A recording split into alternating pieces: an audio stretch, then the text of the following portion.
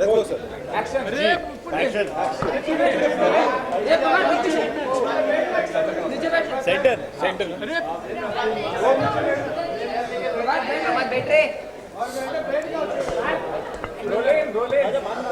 देखिए पहली बात तो रियली सॉरी। आई थिंक वापस से लड़कियों ने हमारी बैंड बजा दी है, वो आई नहीं अभी तक और हमें ही स्टार्ट करना पड़ रहा है प्रेस कॉन। और मेरे तो इनफैक्ट कपड़े भी उनकी गाड़ी में तो अभी तक आए नहीं, मैं वही कपड़े पहन के हर जगह जा रहा हूँ। तो but we are really sorry. लड़कियां मतलब हमेशा लेट करा दी, आप देख सकते हो। उन्होंने प्रूव कर ही दिया है, तो वी आर वेरी सॉरी। लड़कियाँ कैसी भी हो, लड़कियाँ ही होती हैं, लेट होती हैं, मेकअप करती रहती हैं और कपड़े बदलती रहती हैं, कैमरा के हिसाब से कपड़े बदलते रहते हैं। अपना टाइम लेती हैं। तो उसमें कुछ कर नहीं सकते हो जी। अब प्यार चाहिए होता है, शुरू में चाहिए होता है, बाद में नारे लगाने वाले काम करने पड़ जाते हैं क्योंकि वो मानती है नहीं। और हम लोग जितना भी चाहे प्यार कर लें, लेकिन वो क्या है, बैंड बजती जाती है तो एक पॉइंट आता है, एक थ्रेशोल्ड होता है जो क्रॉस हो जाता है। उसके बाद आपको ये करना ही पड़ता है कि भाई अत्याचार से आगे नारे लगा के बाहर निकलो इस रिलेशनशिप से।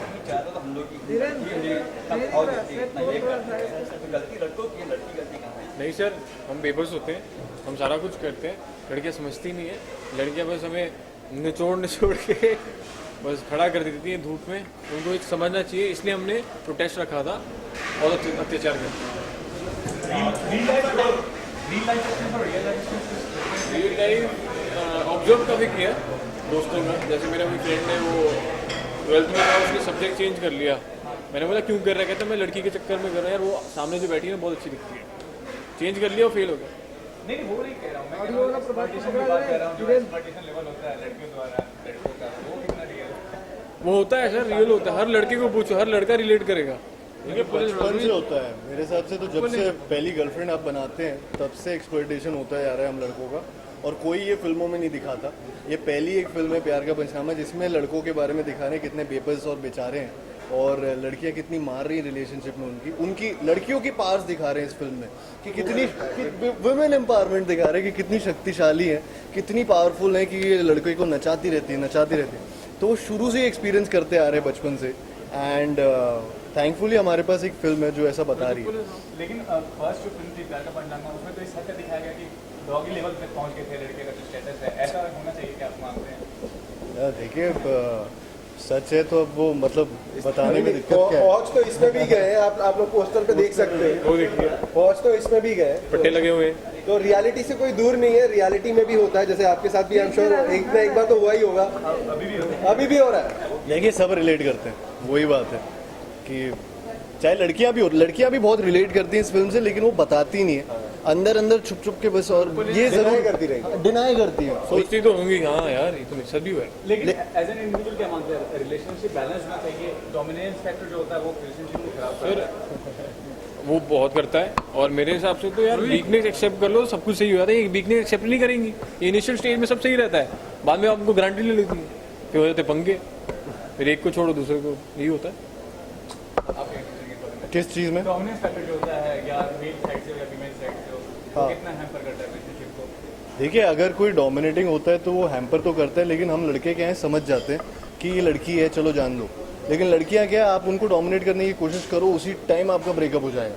लड़कों के साथ ऐसा नहीं हो सकता। लड़कों के साथ आपको उनका शॉपिंग पे भी ले जाना पड़ता है, आपको उनको फेसबुक पासवर्ड भी बताना पड़ता है, आपको उनके घर के बर्तन मांजने भी पड़ते हैं। तो ये सारी चीज़ें करनी पड़ती हैं क्योंकि हम लड़के हैं, हम बेचारे, हम बेबस हैं। रैली निकालने का आइडिया हम तीनों का था सर। आई मीन इतना उब चुके हैं कि लगा इसी तरीके से ये समझ पाएंगे बात।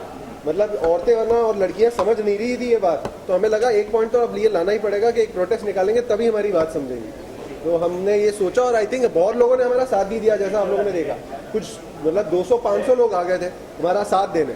तो ये बहुत चीज़ ज़रूरी थी आई थिंक, और इसलिए करना पड़ा। इतना नहीं सोचा था इतने सताए हुए बॉयफ्रेंड होंगे, सब आ गए, रोड पे आ गए सब।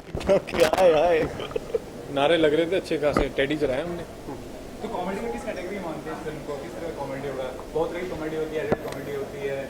देखिए ये कॉमेडी फिल्म मतलब ये बहुत सिचुएशनल कॉमेडी है, जो भी इसमें कॉमेडी भी हो रही है, और काफ़ी चीज़ें रिलेटेबल है। तो इसमें ऐसा कुछ भी नहीं है, अननेसेसरली कुछ भी सीन नहीं डाल दिए कि यार ये इससे फिल्म को फ़ायदा हो जाएगा या ये हो जाएगा। ये पहली वाली फिल्म का भी यही यूएसपी था कि सब लोगों को लगा था ये उनकी कहानी है। वो तभी लगता है जब वो रिलेटेबल होती है। तो ये बहुत ही रिलेटेबल फिल्म है। तो और सिचुएशनल कॉमेडी है इस फिल्म में। लेकिन सर फन लविंग जो कॉमेडी होती है वो चलती है, लेकिन जो एडल्ट कॉमेडी थी उसकी डिमांड मार्केट में ज़्यादा है, तो क्या कहना चाहेंगे इस बारे में? बट ये एडल्ट कॉमेडी नहीं है, मतलब ये बहुत ही नॉर्मल कॉमेडी है जिसमें गर्लफ्रेंड और बॉयफ्रेंड जब रिलेशनशिप में एक लड़का लड़की आते हैं तो कैसी उनकी लाइफ बदल जाती है और कैसे लड़की उनकी मारती जाती है, वो एक इस फिल्म में दिखाया जाता है। इसमें जो अगर आप वैसे बात करें तो जो लैंग्वेज भी यूज़ होती है वो लैंग्वेज आपस में लड़के यूज़ करते हैं, जो रोज़मर्रा में आप पे और मैं भी अगर बात करेंगे तो कैसे बात करेंगे ऑफ कैमरा या क्या, तो वो चीज़ें दिखाते हैं। बट उसमें कुछ एडल्ट एज सच चीज़ें नहीं है।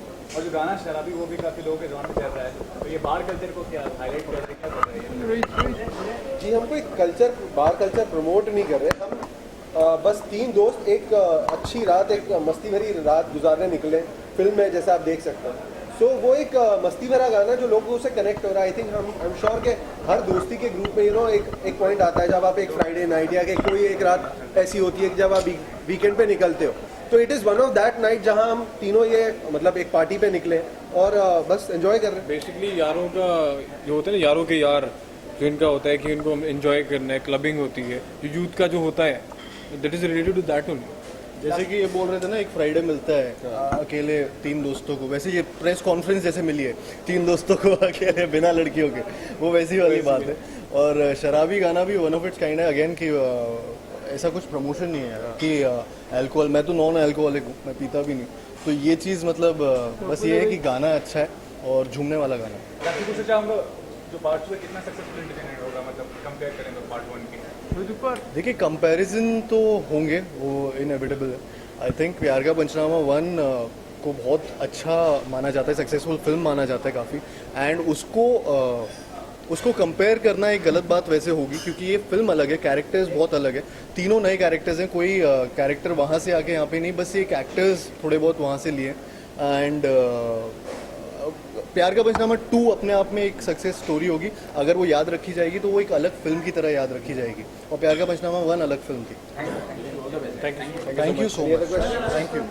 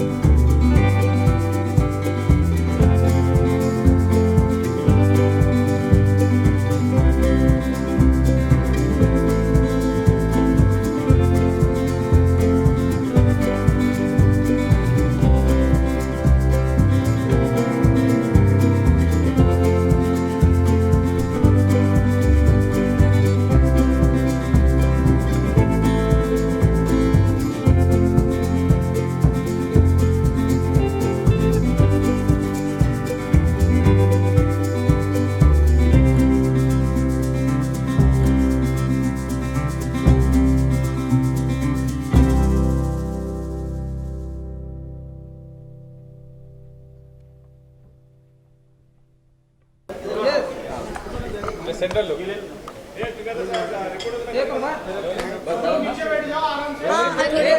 हमारे हाइट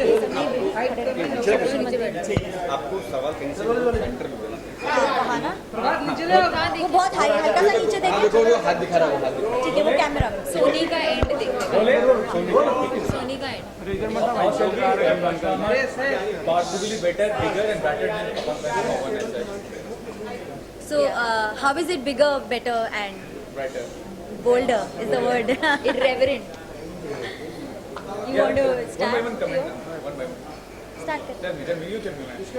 अच्छा इशिता start चलो how I think so because we've made it look very bigger and bolder script wise it's boldly written and it's author backed और जिनको प्यार का पंचनामा 1 पसंद आई है वो उनको प्यार का पंचनामा 2 और पसंद आएगी because we are addressing 3 more new issues जो अपने आप में ही स्टोरी वाइज बहुत बोल्डली तरह से लिखे हैं और हमने दर्शाया उसे खूबसूरती से है so it's bigger because we shot in a very grandiose scale and yeah it's a fun film total entertainment please come and watch it